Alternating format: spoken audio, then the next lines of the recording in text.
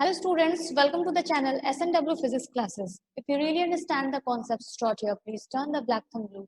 That means like the video, share with your friends and subscribe to the channel SNW Physics Classes. Do not forget to hit the bell icon for the latest updates. Stay connected with me on Facebook, Instagram, or you can write using my Gmail ID. Links are given in the description box. This is the series of S.C. Verma solution and we are going to solve numerical problems of chapter 3, gravitation. In this video, we are going to deal question number 13 to 18. For question number 1 to 12, you can click on the link given in the description box, part 1 and part 2 of this video.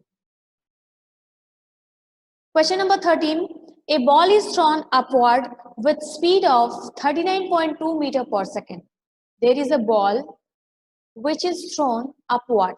ठीक है, एक ball को हम लोगों ने ऊपर की तरफ इस तरह से फेंका with the speed of 39.2 meter per second. ठीक है, उस बॉल की स्पीड क्या थी 39.2 meter per second. Now we have to calculate the maximum height it reaches. ठीक है, ये बॉल जो है वो मैक्सिमम कितने हाइट तक जाएगी. अगर हम लोगों ने 39.2 मीटर पर सेकेंड की स्पीड से उसे फेंका है तो उसकी हाइट जो है मैक्सिमम कितनी जाएगी उसे कैलकुलेट करना है. And the B, question number B is the time taken in reaching the maximum height. और जो maximum height वो पहुंचेगा उसमें उसको टाइम कितना लगेगा ये भी हमको कैलकुलेट करना है.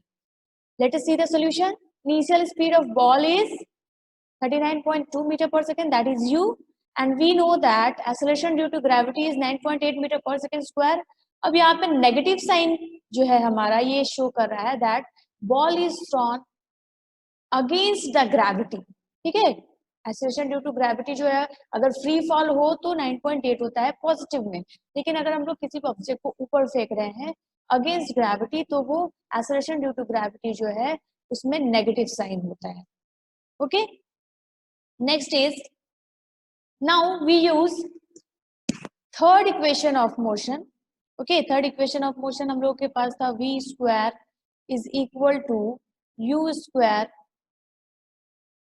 प्लस 2gs, यही था हमारा थर्ड इक्वेशन ऑफ मोशन. और इसको हम लोगों ने अरेंज किया s is equal to v square minus u square divided by 2a. Okay, we know that final velocity of that ball is 0. Finally वो रुक रहा है इसलिए फाइनल वेलोसिटी बॉल की कितनी हो जाएगी 0. And initial velocity is minus, क्योंकि हम लोगों ने डायरेक्शन यहाँ पे एंटी ग्रेविटी लिया हुआ है, so minus 9.2 whole square, u का स्क्वायर है यहाँ पे. Okay, divided by 2 into minus 9.8. ठीक है, ये पूरे कैलकुलेशन को हम लोग जब सॉल्व करेंगे तो ये हो जाएगा 78.4 मीटर जो maximum height of the ball. ठीक है, अगर हम किसी बॉल को 39.2 मीटर पर सेकेंड की स्पीड से ऊपर फेंक रहे हैं तो उसका जो मैक्सिमम हाइट वो कितना पहुंचेगा 78.4 मीटर. फर्स्ट आंसर ये हमारा फर्स्ट आंसर है. Thus, the maximum height traveled by ball is 78.4 meter. Now, let us see the second question. Second question पूछ रहा है what is the time taken in reaching the maximum height. ठीक है, maximum height वो कितना पहुंचेगा वो तो हमारा 78.4 मीटर, ये आंसर मेरा आ गया. Okay, now we will see what is the time taken, कितना टाइम लगेगा, कितना वक्त लगेगा उसको ऊपर जाने में. Okay, now g is equal to 9 minus 9.8. Also we can write by using first equation of motion. First equation of motion क्या है, v is equal to u plus gt. Okay, u plus gt. और इसको हम लोग जब arrange कर लेते हैं g की वैल्यू फाइंड आउट करने के लिए v minus u by t. We know that v कितना है मेरा 0, क्योंकि फाइनली बॉल जो है स्टॉप हो रही है तो वो फाइनल वेलोसिटी हो जाएगा 0 माइनस 39.2 डिवाइडेड बाय t. ठीक है, अब इस t को हम लोग इससे रिप्लेस करते बाय क्रॉस मल्टीप्लाइंग. 9.8 जो है g का वैल्यू है, we will take here 9.8 minus 39.2 divided by minus 9.8. ठीक है, इसको जब हम लोग कैलकुलेट करेंगे then the time taken to reach the maximum height of the ball that is 4 second. 4 second में वो maximum height that is 78.4 metre के हाइट को वो चला जाएगा. Question number 14. A ball thrown upwards take 4 seconds to reach the maximum height. ठीक है, तो जो प्रीवियस क्वेश्चन है मेरा उसी से ये रिलेट करेगा. बोल रहा है कि एक बॉल है जिसको हम लोगों ने थ्रो किया अपवर्ड, 4 सेकंड में वो मैक्सिमम हाइट पहुंच जाएगा. ठीक है, 4 सेकंड में वो मैक्सिमम हाइट पहुंच जाएगा. Then find the initial speed. ठीक है, उस बॉल का जो है इनिशियल स्पीड निकालना है जिस स्पीड से उसे फेंका गया, and the maximum height reached. Let us see the solution. Time taken is equal to 4 seconds. Final velocity again 0 क्योंकि बॉल जो फाइनली वो स्टॉप हो रही है तो final velocity 0.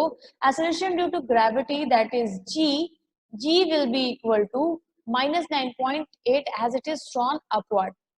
So solution number A, let the initial velocity be u meter per second. Using first equation of motion, v is equal to u plus at. ठीक है, u we have to find out v is 0 plus minus 9.8 into 4.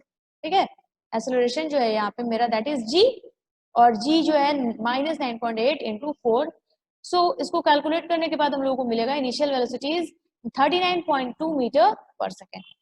ठीक है, जो previous question है उसी को ये घुमा करके दिया है. उसमें हमारा जो है इनिशियल वेलोसिटी दिया हुआ था और हम लोगों को टाइम फाइंड आउट करना था जिसका आंसर आया था 4 सेकेंड. बट यहाँ पे क्या है, हमारा टाइम दिया है और इनिशियल वेलोसिटी फाइंड आउट करना है. Second part is, let us see the second part of this question, that is what is the maximum height. ठीक है, मैक्सिमम हाइट वो कितना पहुंचेगा. Third equation of motion again we will use 2s is equal to v square minus u square. Okay, 2 into a means g minus 9.8. okay, minus 9.8 into s is the height means the distance traveled by the ball. okay, v is 0, v यहाँ पे फिर से 0 क्योंकि finally ball stop हो रही है, minus 39.2 square. okay, again we will solve this equation. सबको solve करने के बाद हम लोगों को मिलेगा s is equal to 78.4 metre. ठीक है, प्रीवियस क्वेश्चन में ये आया था हमारा आंसर कि मैक्सिमम हाइट वो कितना पहुंचेगा अगर हम लोग 39.2 मीटर पर सेकंड की स्पीड से बॉल को फेंक रहे हैं ऊपर एंटी ग्रेविटी. तो क्या हो रहा है कि उसका जो मैक्सिमम हाइट है दैट इज 78.4 मीटर. तो हमारे इस क्वेश्चन में भी जो आंसर है the height covered by the ball was 78.4 metre. Question number 15. An object thrown upward reaches highest point in 5 seconds. ठीक है, किसी ऑब्जेक्ट को हम लोगों ने अपवर्ड फेंका इस तरह से, let it be again a ball, कोई भी ऑब्जेक्ट हो सकता है यहाँ पे. तो हम लोग उसको 5 सेकंड तक उसको जब फेंके ऊपर तो 5 सेकंड में वो मैक्सिमम हाइट पहुंच गया. Okay, find the velocity with which it was thrown. We have to find out the velocity. Again time taken is 5 second. Final velocity finally जो वो ऑब्जेक्ट है वो स्टॉप हो रहा है दैट इज 0 मीटर पर second. And g is minus 9.8 क्योंकि हम लोग इसको अपवर्ड फेंक रहे हैं, एंटी ग्रेविटी में फेंक रहे हैं. ठीक है, ग्रेविटेशनल फोर्स के अगेंस्ट फेंक रहे हैं. Using first equation of motion, v is equal to u plus at. v is 0 here, v यहाँ पे 0 है. u plus gt means the acceleration due to gravity is minus 9.8. ठीक है, माइनस यहाँ पे मिसिंग है, सो हम लोग यहाँ पे लिख लेंगे minus 9.8 into 5. okay, u is equal to 9.8 into 5. so the initial velocity of that object is 49 meter per second. ठीक है, सिंपल इसका कैलकुलेशन है. माइनस u माइनस 9.8 into 5, तो u हमारा जो है LHS के साइड आ जाएगा और हो जाएगा 9.8 into 5. u is equal to 49 metre पर सेकेंड. सो इनिशियली उस ऑब्जेक्ट को हमको 49.4 मीटर पर सेकेंड के स्पीड से फेंकना होगा, थ्रो करना होगा, तो उसका जो मैक्सिमम हाइट है वो 5 सेकंड में वो पहुंच जाएगा. Question number 16 says that stone thrown upward attained the maximum height of 19.6 metre. ठीक है, एक स्टोन है यहाँ पे, हम लोगों ने स्टोन ले लिया हुआ है. ठीक है, ये स्टोन को हम लोग जब 19.6 मीटर हाइट तक फेंकेंगे that is the maximum height attained by it. Okay, then we have to find out the velocity with which it was thrown. ठीक है, किस वेलोसिटी से हम लोग इसको ऊपर फेंके थे वो हमें फाइंड आउट करना है. Here the height s is equal to 19.6 metre. ठीक है, कितना मैक्सिमम हाइट वो पहुंचा that is 19.6 metre. Okay, initial velocity we have to find out कि कौन से वेलोसिटी से उसे हम लोगों ने फेंका है. Now when it is thrown vertically upward तो हमारा g होगा दैट इज माइनस 9.8 मीटर पर सेकेंड स्क्वायर, बिकॉज ये एंटी ग्रेविटी जा रहा है. Now at and point the final velocity zero, क्योंकि ये जो हमारा स्टोन है ये फाइनली क्या कर रहा है, ये स्टॉप हो रहा है, रुक रहा है, तो final velocity will be zero. Again using third equation of motion, v square is equal to u square plus 2gs. Okay, v is here zero, v तो हम लोगों का जीरो हो गया, minus which is equal to u square plus 2 into minus 9.8 और s जो हमारा था 19.6.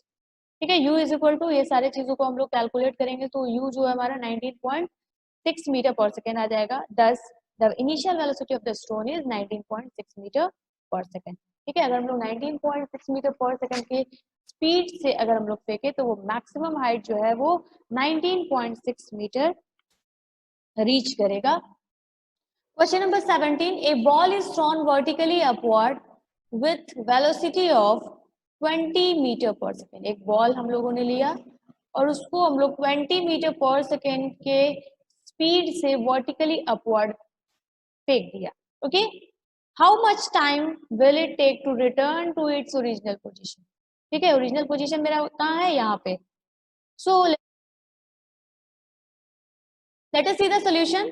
Given that initial velocity of the body is 20 metre पर second, final velocity is 0 metre पर सेकेंड, क्योंकि फाइनली वो बॉडी जो है वो रुक रही है तो फाइनल वेलोसिटी हो जाएगी 0 मीटर पर second. Equation of motion, first equation of motion को यूज करेंगे हम लोग यहाँ पे. v is equal to u minus gt, minus यहाँ पे बिकॉज जो हमारा बॉडी है वो एंटी ग्रेविटी जा रहा है.